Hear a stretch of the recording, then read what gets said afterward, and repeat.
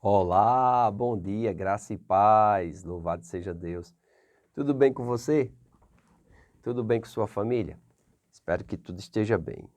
1 Samuel, capítulo 13. Guerra entre os israelitas e os filisteus. Um ano reinara Saul em Israel, no segundo ano de seu reinado sobre o povo. Escolheu para si 3.000 homens de Israel.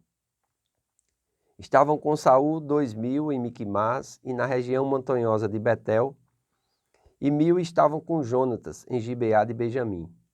E despediu o resto do povo, cada um para a sua casa. Jonatas derrotou a guarnição dos filisteus que estavam em Gibeá.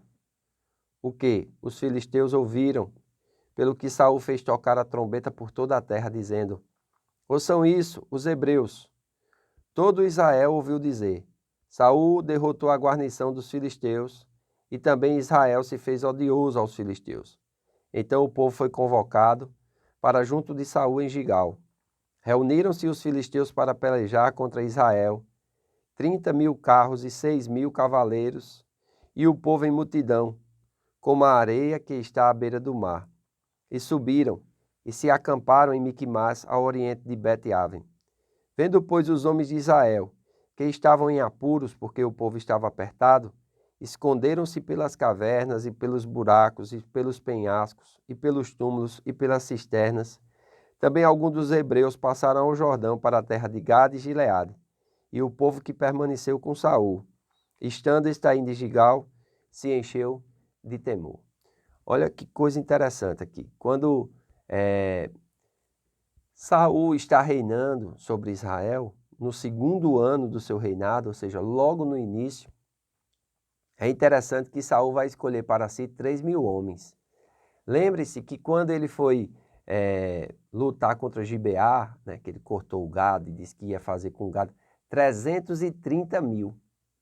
Então, aqui vai ter aproximadamente o quê? 1% daquele exército, né, que derrotou os amonitas, debaixo da unção de Deus.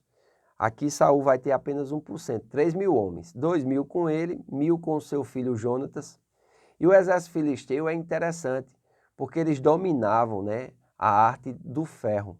Tanto é que os filisteus eles eram conhecidos por serem assim muito difíceis de ser vencidos, né? O exército de Israel ainda vai lutar muito contra os filisteus, e os filisteus vão aparecer muito ainda na história de Israel.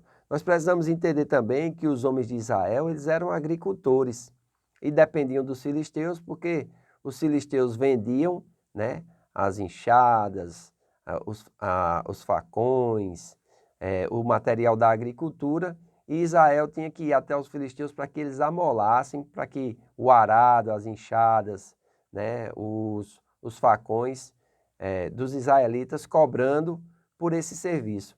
Já os filisteus não, eles tinham um carro com roda de ferro, eles tinham espadas, eles tinham lanças, porque eles dominavam já essa arte do ferro.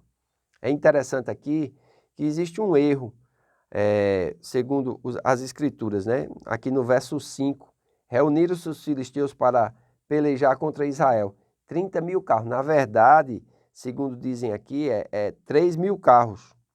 O número hebraico pode ser traduzido por 3.000, como indicam alguns manuscritos antigos, ao invés de 30.000 carros. Isso porque um exército de 30.000 carros teria sido o maior exército de que se tem registro no mundo antigo. Um país inexpressivo como a Filístia dificilmente teria tamanho potencial militar à disposição. E outra coisa, se tem 30.000 carros e 6.000 cavaleiros, né? Então é uma disparidade grande. É importante, nós corrigimos aqui, são 3.000 carros, mas era um exército ainda, vamos dizer assim, que tinha um poder significativo para homens comuns, não para os homens de Deus, não para o povo de Deus, amém? E nós vamos ver aqui que Jonas derrotou a guarnição dos filisteus que estavam em Gibeá. Então, os filisteus eles tinham várias guarnições ali próximo à terra de Israel para ter o controle, né? Para arar, para afiar os arados dos israelitas e assim receber e cobrar pelo seu trabalho aos israelitas. E é interessante que quando Jonatas aqui, ele consegue vencer essa guarnição dos filisteus, o que é que acontece? Quando os filisteus ficam sabendo que foi derrotado, né? Então, Saul ele faz tocar a trombeta por toda a terra e convoca Israel para lutar contra os filisteus. Então, quando o povo é convocado, e no versículo 5 diz que vê o exército de Israel, eles ficam com tanto medo que o verso 6 diz assim: vendo, pois, os homens de Israel que estavam em apuros, porque o povo estava apertado, esconderam-se pelas cavernas, pelos buracos, pelos penhascos, pelos túmulos e pelas cisternas. Olha que coisa acontece com um povo que fica cocheando entre servir a Deus e servir aos Balaíns, aos Astarotes. Eles não têm firmeza na hora da batalha. Eles são guiados mais por aquilo que veem do que por aquilo que creem. Os seus olhos estão mais, vamos dizer assim, fortes do que o seu coração. E isso é muito perigoso. Amém? Nós vemos na história de Israel isso acontecendo sucessivas vezes. Por quê? Porque o povo que teme ao seu Deus, ele se fará o quê? Forte e fará proezas. Amém? Mas para temer a Deus tem que ter comunhão com Deus. Para temer a Deus tem que andar nos caminhos de Deus.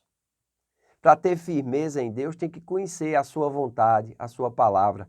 Se você vive distante, se você não tem interesse em buscar conhecer a Deus, se você não tem interesse em assistir diariamente vídeos como esses, pequenos, de 10 minutos, de leitura da palavra, se você não tem interesse em meditar nas Escrituras, em praticar as Escrituras, se você não tem interesse em congregar fielmente, em ser praticante das orações, das meditações, em estar ali com os seus irmãos em comunhão, na comunidade, buscando a Deus, buscando interpretação para as respostas das lutas que você enfrenta.